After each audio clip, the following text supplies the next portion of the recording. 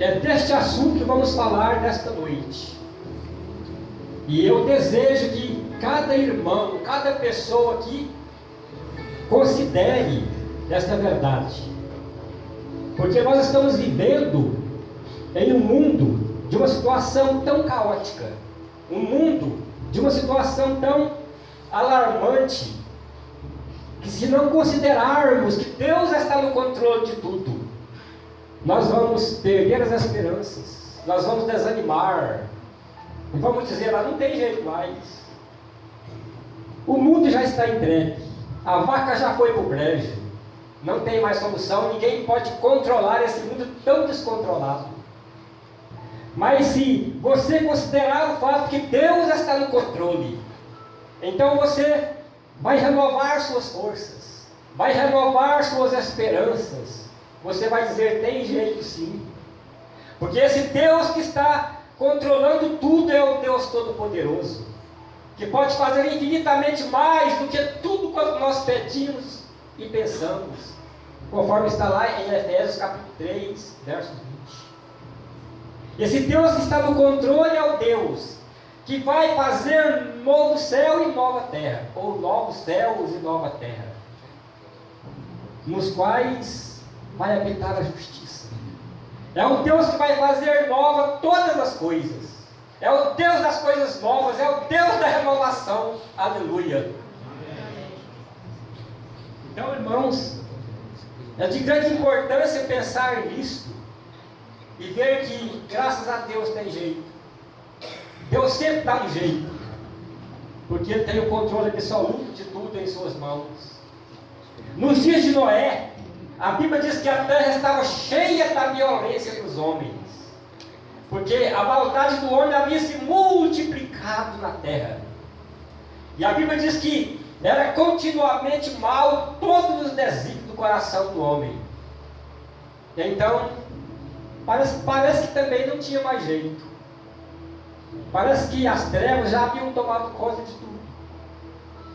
Mas esse Deus que está no controle de tudo, Ele mostrou realmente o poder dele quando Ele enviou as águas do dilúvio, quando Ele então lavou a terra de toda a sua iniquidade, destruiu os pecadores com os seus pecados, e começou tudo novo através de Noé.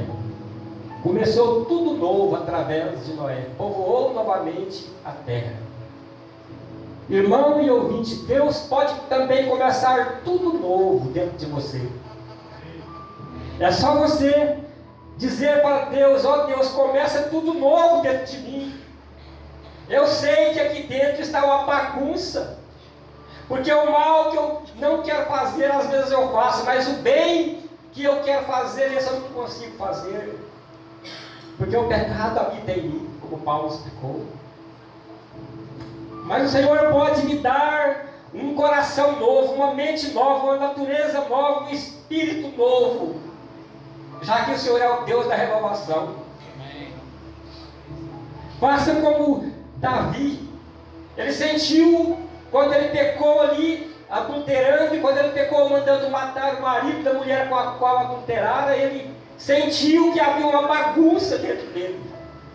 Então ele orou dizendo, ó Deus, cria em mim um coração puro e renova dentro de mim um espírito inabalável.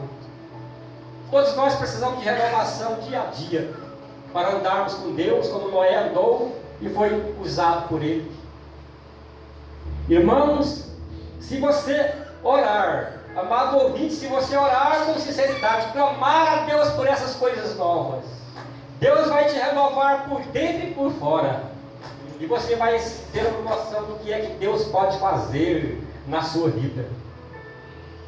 Os homens de Sodoma e Gomorra eram grandes pecadores diante de Deus. Gênesis 13:13.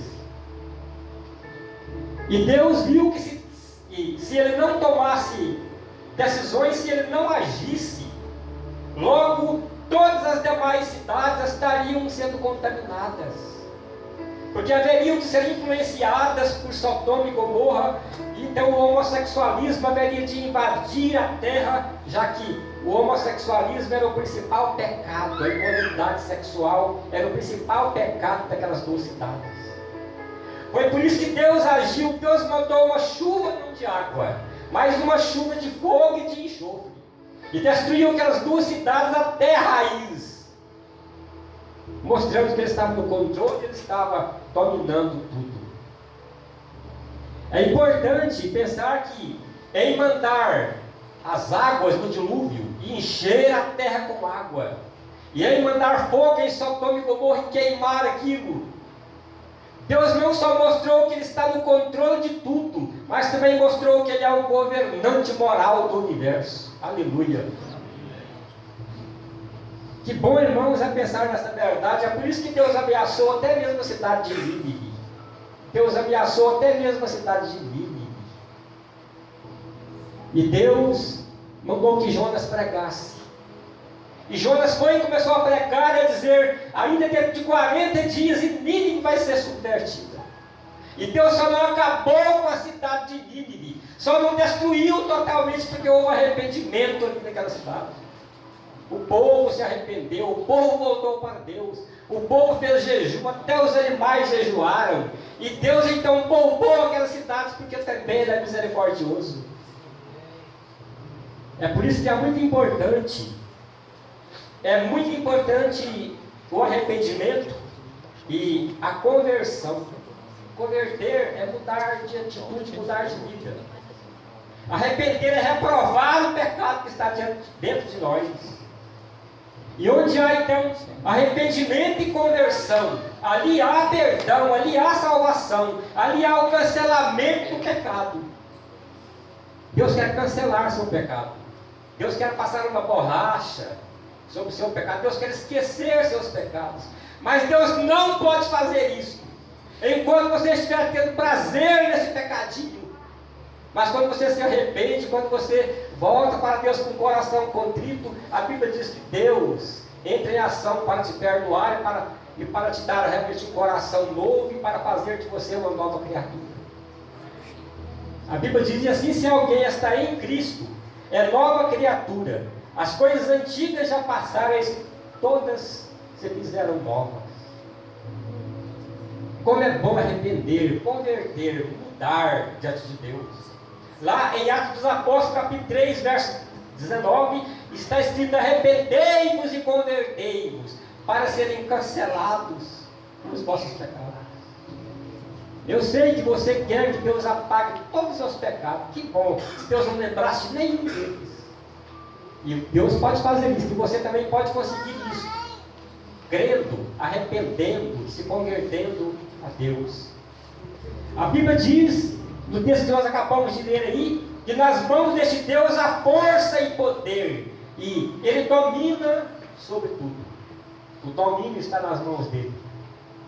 Irmãos, é por isso que lá na Babilônia, Deus livrou os 3 fiéis da fornalha de fogo. Nabucodonosor pensou que ele era mais forte e disse: quem é o Deus que pode livrar vocês das minhas mãos? Aqueles 3 moços foram de fato jogados na fornalha, porque não quiseram adorar o Deus de Nabucodonosor, não quiseram se curvar diante da imagem que Nabucodonosor havia levantado, porque a adoração de imagem é idolatria e pecado na Bíblia, de acordo com a palavra de Deus, de fora a fora, Deus condena isso. E por não quererem se prostrar diante da imagem levantada por Nabucodonosor, foram jogados na fornalha, 7 vezes mais aquecida. Mas Deus provou para Nabucodonosor que Ele é Deus, que Ele podia salvar os seus 3 fiéis. Por isso eles foram jogados ali, mas a Bíblia diz que saíram dali mais vitoriosos ainda, mais fortes ainda, mais crentes ainda, porque nem sequer cheiro de fogo havia em suas vestes. Que vitória! Como esse Deus que tem domínio de tudo e controla tudo, estava ali com os seus servos. Por isso Deus também livrou Daniel na cova dos leões. Então, vale a pena meditar no poder controlador de Deus. Como Ele controla, como tudo está debaixo do seu domínio. Quando Deus está no controle, Ele abre caminho no meio do mar. Quando Deus está no controle, um gigante tomba diante de um anão. como foi com Davi e Golias. Quando Deus está no controle, o fogo perde o seu poder, os leões viram gatinhos. Quando Deus está no poder, 5 pães e 2 peixinhos, dá para alimentar uma multidão de mais de 5.000 pessoas. Quando Deus está no poder, morto de 4 dias sai do túmulo. Porque quando Deus controla, maravilhas acontecem. É o Deus do poder, da graça, da misericórdia, é o Deus que opera maravilhas. Amém. Que bom se Ele operasse maravilhas hoje também na sua vida, no seu coração, dando para você vida nova, dando para você um novo começo, dando para você um novo segmento desta noite para frente.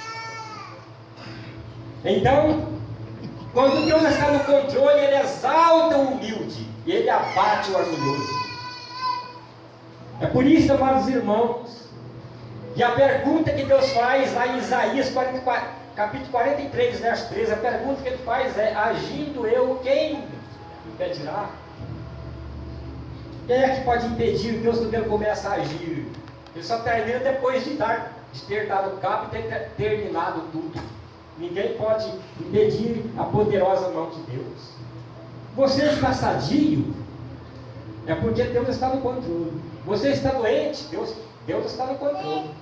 Você está com o seu bolso cheio, Deus está no controle. Você está com o seu bolso vazio, Deus está no controle. Ele pode mudar tudo de uma hora para outra. É por isso que ao anoitecer pode vir o choro, mas a alegria vem pela manhã. Aleluia. Hoje você está triste, amanhã você pode estar alegre. Hoje você está com o seu bolso vazio, amanhã pode estar com o bolso cheio, porque Deus transforma tudo. Como é bom pensar nesta verdade, saber que Davi acreditava no controle total de Deus. Sabia que Deus estava no controle da sua vida. É por isso que Davi, no Salmo 27, verso 3, ele disse: ainda que um exército se acampe contra mim, não se atemorizará o meu coração, e se estourar contra a minha guerra, mesmo assim eu terei confiança. E Davi vinha um exército, vinha 2, vinha 3, vinha 5, e Davi devorava tudo a espada.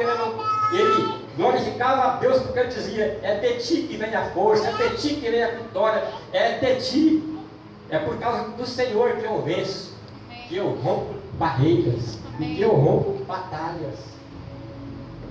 Que Davi, firme com Deus, era este, tinha certeza que Deus estava com ele em tudo. Por isso ele disse: ainda que eu ande pelo vale da sombra da morte, eu não temerei mal nenhum, porque tu estás comigo. Amém. Cheio de coragem. Amém. Irmãos, Jó também tinha certeza, e ele acreditava no controle absoluto de Deus. É por isso que Jó, mesmo estando massacrado pelo diabo, Satanás havia tomado todos os bens, toda a grande riqueza de Jó. Satanás havia matado seus 10 filhos num só dia. Satanás havia também colocado uma enfermidade em Jó, ali uma lepra terrível, que chegou até a dar um mau cheiro em seu corpo. E Jó rolava ali no pó, de tanta dor. Era para Jó pensar: daqui um dia, ou daqui poucos dias, ou poucas horas, eu vou estar na gaveta, eu vou estar no túmulo. Mas Jó não pensou isso. Jó levantou os olhos e disse: eu sei que o meu Redentor vive. Aleluia. E eu sei que Ele vai se levantar sobre a terra. E eu sei que eu vou ver o meu Redentor. A minha pele vai ser revestida, o meu corpo vai ser curado. E eu vou ver o meu Redentor com esses meus 2 olhos de saudade que desfalece a alma. Ah, que bom é ter fé. Ah, que bom é ter esperança. Ah, que bom é crer nesse poder controlador de Deus. E foi porque Jó acreditava nisto, é que Deus fez tudo segundo a crença de Jó. Deus realmente restaurou a sua saúde. Deus deu outros 10 filhos para Jó. Deus dobrou toda a riqueza dele. E Jó então experimentou ainda mais 300 e tantos anos de vida pela frente. Foi bênção do Senhor, porque ele creu em Deus, porque ele acreditava que Deus estava no controle. Creia que Deus está no controle da sua vida. Descanse nele. A Bíblia diz: descansa no Senhor, espera nele. Confia no Senhor, agrade-se do Senhor, Ele satisfará os desejos do seu coração. Deus é digno de ser temido, é digno de ser confiado, é digno de você entregar tudo nas mãos dele, porque está em boas mãos, nas mãos do Deus que controla, que pode, que sabe, que ama e é justo. Então, irmãos, se Deus está no controle, nós podemos concluir que Ele salva agora como salvou no passado. É só você atender o vinde a mim de Jesus. Se você não é crente, não atendeu o vinde a mim de Jesus, não aceitou Jesus ainda, aceite. Jesus está dizendo lá em Mateus 11, 28, ele fala: vinde a mim todos que estáis cansados e sobrecarregados, e eu vos aliviarei. E Jesus falou mais um pouco e disse: e achareis descanso para as vossas almas. Quem está te convidando não é o João ninguém, não. Quem está te convidando é o Filho de Deus poderoso. É aquele que te amou tanto e veio, deu a vida, deu o sangue, todo o seu sangue por ti. É aquele que te convida para te dar o céu, para te dar felicidades eternas. Por que você não atende vinde a mim dele? Por que até hoje você se recusa a ser chamado de crente, de aceitar Jesus, ser crente nele? O que é que você vê em Jesus que você não pode ir a ele? Vinde a mim, ele está dizendo. Ele é o Filho de Deus. E por isso que lá no Evangelho de João, no capítulo 8, verso 32, Jesus falou uma verdade muito importante. Se pois o Filho vos libertar, verdadeiramente sereis o quê? Livres. Livres. Jesus quer que você esteja livre.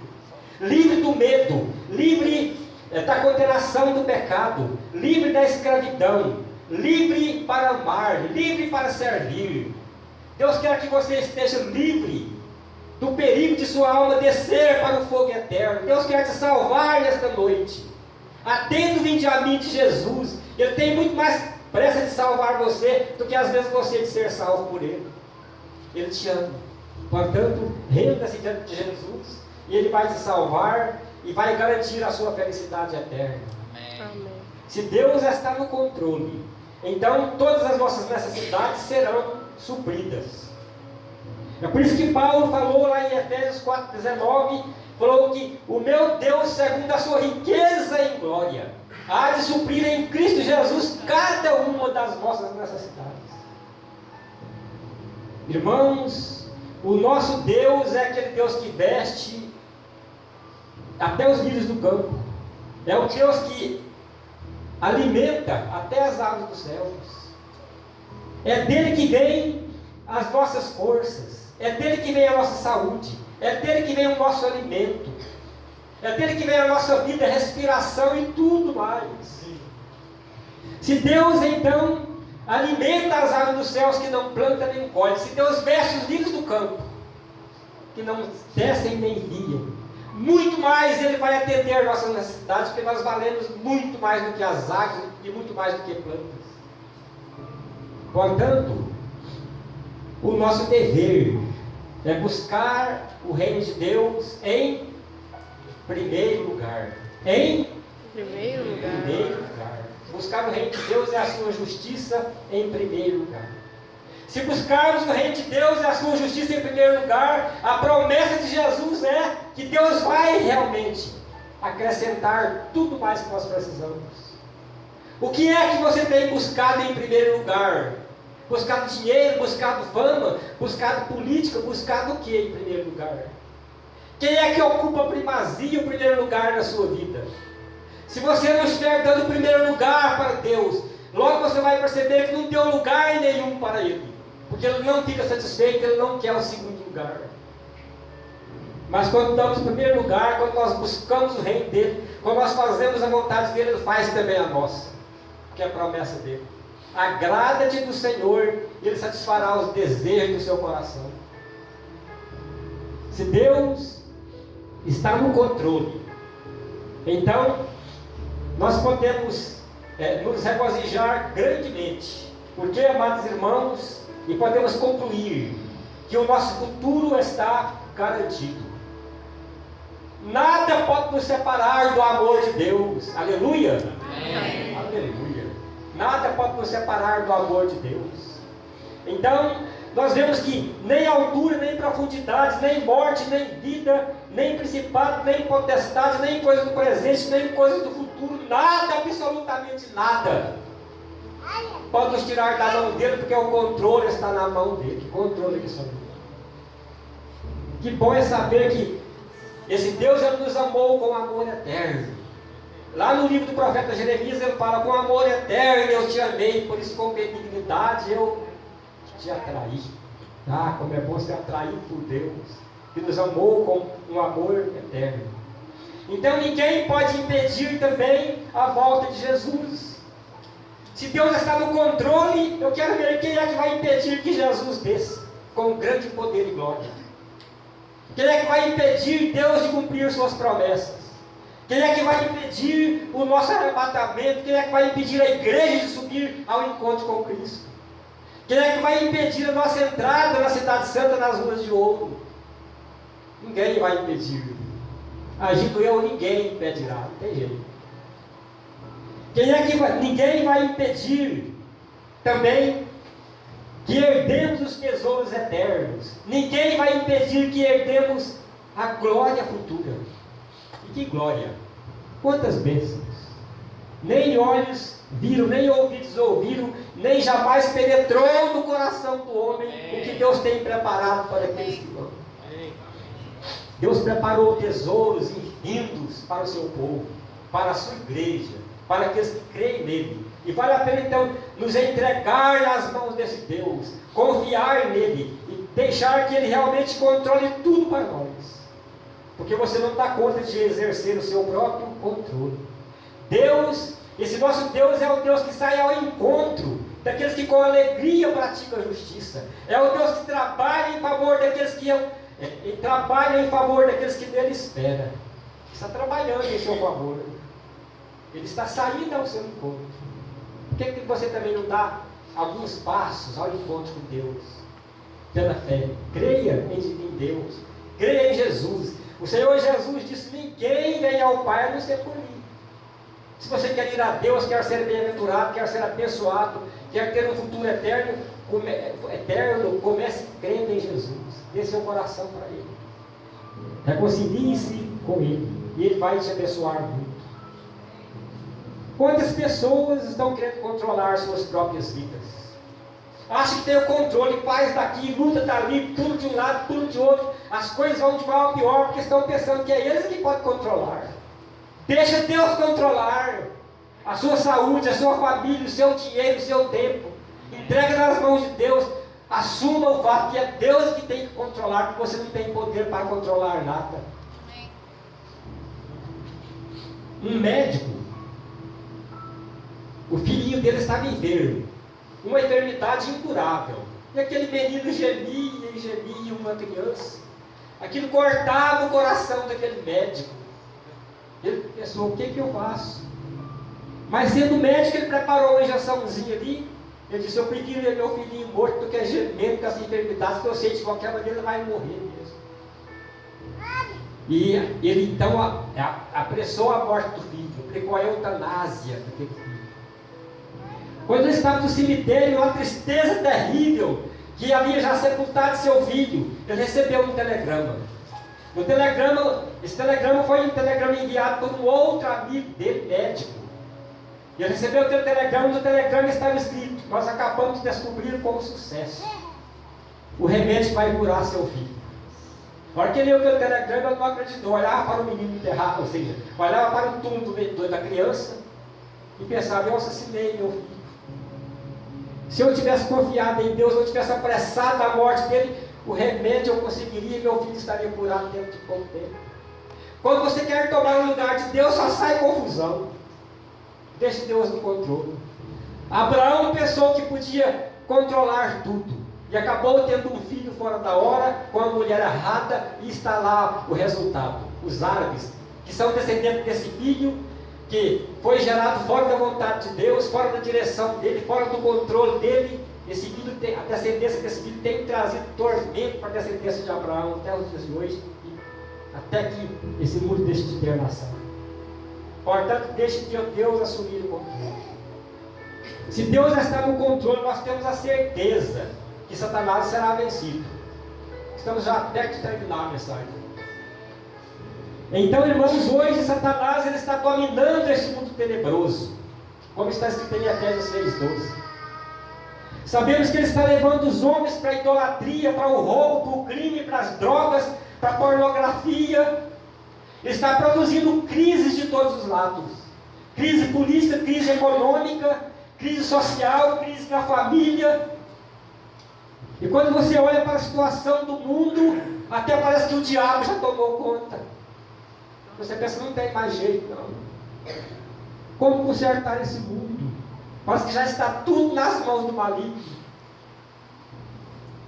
Mas, amados irmãos, só parece que não tem jeito. Aleluia. Porque Deus está no controle. E nós sabemos que logo vai chegar a hora de Satanás. E lá em Apocalipse capítulo 20, verso 10, está escrito que ele vai ser lançado dentro do lago que arde com fogo e enxofre. Ali vai terminar a carreira de Satanás para sempre. Jamais ele vai se levantar para tentar alguém. Jamais ele vai se levantar para ser o acusador dos crentes. Porque Deus está no controle de tudo. E junto com Satanás serão também lançados no lago do fogo todos os seguidores dele. A Bíblia diz lá em Apocalipse capítulo 21, verso 8. Os incrédulos, os abomináveis, os impuros, os idólatras, todos vão para lá também junto com ele.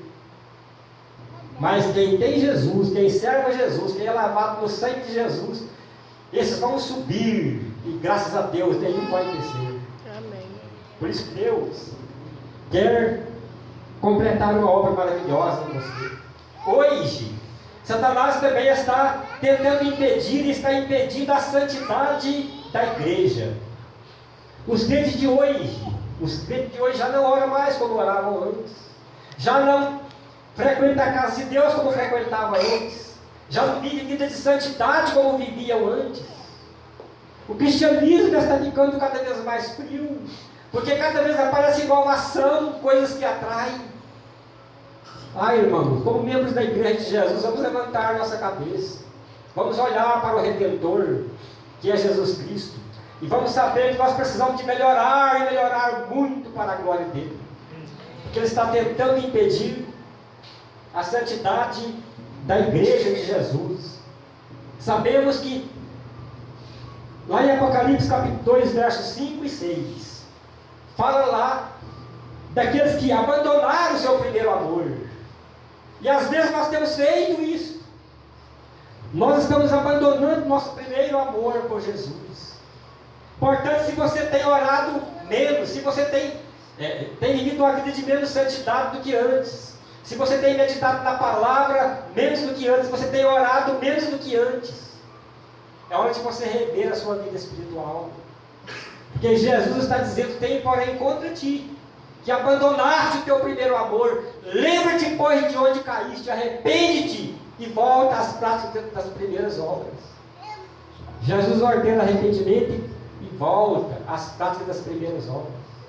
É tempo do acordar da igreja, é tempo de despertar do povo de Deus, porque também o tempo do fim está próximo. E a igreja não pode ser uma igreja dorminhoca, mas uma igreja despertada, porque a Bíblia diz: levanta, ó tu que dormes. Levanta, desperta, ó tu que dormes, levanta do meio dos mortos, e Cristo faz o quê? Te iluminará. Que coisa maravilhosa. Então não deixe Satanás encher seu coração de frieza. Não deixe Satanás encher o seu coração de pornografia, de mundanismo. Deixe o Espírito Santo encher seu coração de amor, de zelo, de fervor, de santidade. Cuidado com a tecnolatria. O que é isso? É a tecnologia se transformando no ídolo. Para muitas e muitas pessoas, a tecnologia já virou um verdadeiro ídolo. Muitas pessoas estão idolatrando a tecnologia. Pega um celular e fica ali tanto tempo no celular. Quanto tempo você fica com a Bíblia na mão? Mas com o celular fica quase o dia inteiro. Você manda mensagem para aqui, manda mensagem para ali, comunica com tanta gente, mas quanto tempo você gasta comunicando com Deus em oração? Não tem tempo para orar, não tem tempo para nada, que a tecnologia não está deixando. Às vezes você, através do contato com as pessoas que estão longe, por meio de mensagens, por meio de WhatsApp, por meio de Facebook e outras coisas, você fica cada vez mais perto de quem está longe, cada vez mais longe de quem está perto.